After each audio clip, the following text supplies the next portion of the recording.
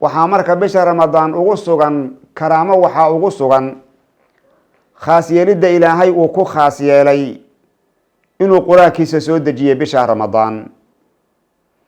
aayad kale ilaahay wuxuu ku leeyahay innaa anzalnaahu fi laylati mubaaraka innaa kunna mundiriin. ilaahay wuxuu leeyahay qur-aanka waxaan soo dejinnay habeen barakaysan baan qur-aanka soo dejinnay buu ilaahay leeyahay subxaanahu wa tacaala.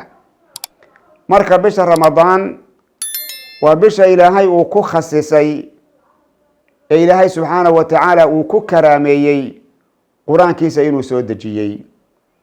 waxaa kalooy bisha ramadaan khaas la tahay ooy bilaha kale khaas kala tahay. waxaa ku sugan bisha ramadaan leylada lagu magacaabo laylatulqadriga ayaa ku sugan. allah wuxuu leeyahay subxaanahu wa tacaala innaa anzalnaahu fi laylati alqadr wamaa adraaka maa laylatu lqadr laylatu lqadri khayru min alfi shahr. ilaahay wuxuu leeyahay subxaanahu wa tacaala qur-aanka ayaanu soo dejinnay leylada lagu magacaabo laylatulqadriga ayaan soo dejinnay.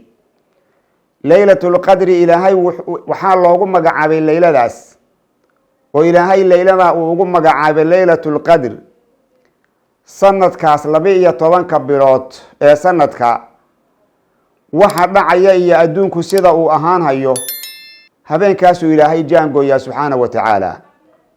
waxa dhalan haya iyo waxa dhiman haya, waxa guulaysan iyo waxa guul daraysan, wax walba oo koonka ka dhacaya 12 bilood ee sanadka ah habeenka laylatulqadriga ah ayuu ilaahay jaangoynaya subxaanahu wa tacaala.